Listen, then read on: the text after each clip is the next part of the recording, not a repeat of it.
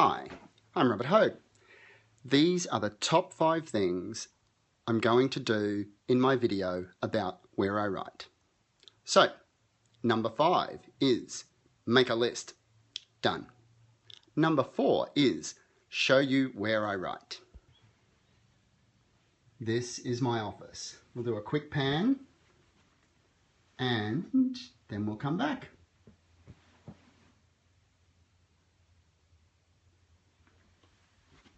So, up here we have one of my bookshelves. We've got a few more upstairs with a lot of books, but there's a lot of non-fiction down here and a little bit of fiction.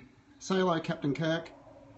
Bit of poetry, some graphic novels, and a lot of Muhammad Ali stuff, but that's probably another story.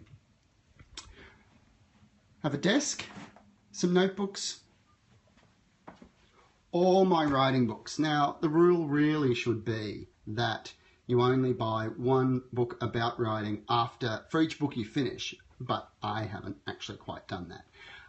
Some of my favourites are Stephen King's On Writing.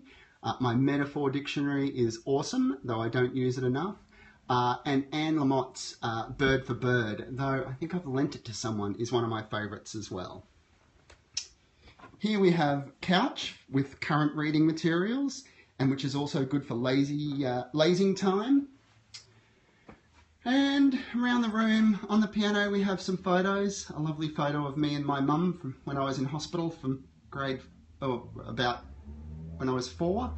My dad's Milo tin commemorating the 1968 Mexico Olympics. Photo of Muhammad Ali beating Sonny Liston. An Olympic torch, which I really shouldn't have shown you because I won that off J.K. Rowling in a bet.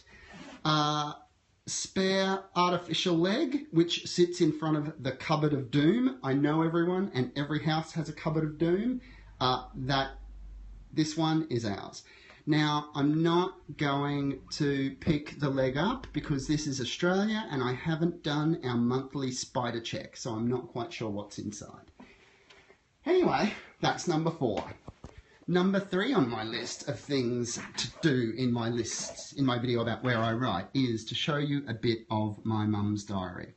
If you've had a chance to read my book Ugly, you'd know how much an important role what my mum wrote and my mum played in my life. And a lot of people have asked about this diary. This is a diary she kept from just after I was born. Just wrote her feelings down in it really honestly, really openly. And the diary itself was never hidden away from us. Always sat on Mum's armchair or on the side table of her bed. And we could pick it up anytime and have a look. So what I thought I might do is just let everyone have a little bit of a look. This is how it starts off. Friday, 21st July, 1972. I know today that my 5th baby was on the way to being born. Starts off pretty simply, lovely, neat handwriting, unlike mine. And the good thing about having a notebook handy all the time is that if you ever need to do a bit of random math, or write the lotto numbers down, or perhaps for some reason do a really artistic drawing of a house, you've got somewhere to do it. And it's a lovely book, and I might do some more videos in the future just reading some sections of the book out, because it really is very special and it's probably one of my most prized possessions.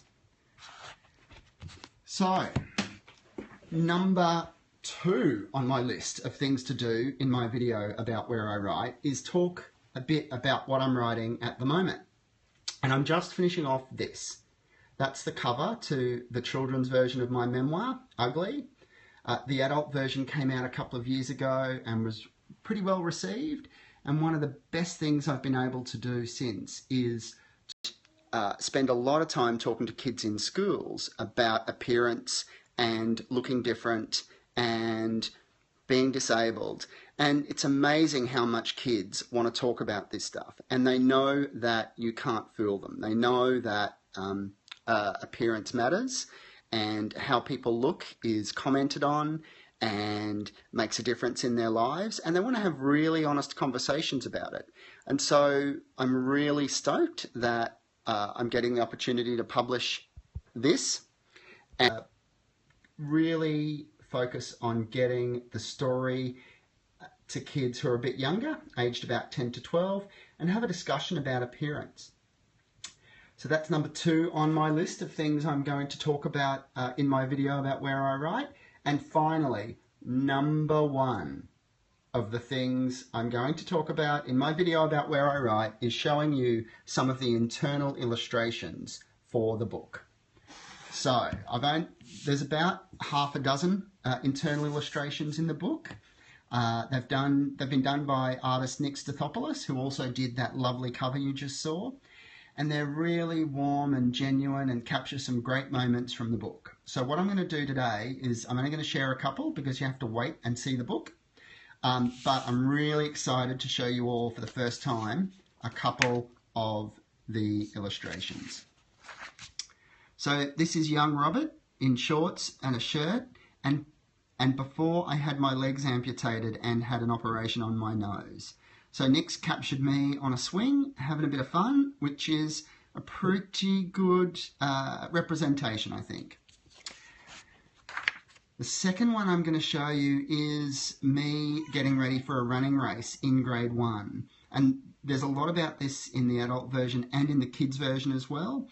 Even though I had 2 artificial legs, I had to go on the 100-metre sprint race at school. And my mum and dad were a bit at odds about whether I should do it. Dad was a bit worried that I'd be embarrassed, but I went in the race and off I went. And as you can see, my sister Catherine ran her race and managed to come last as well. And I turned to Mum and said, "Look, Catherine came further last than I did." Anyway, that's about it from me. Thank you very much for joining me for Where I Write. That's the lovely view outside my window, which is nice suburban Brisbane. And that's about it. Have fun. Now, how do I turn this off? It'll turn itself off. Dad, J.K. Rowling's on the phone. She wants her torch back.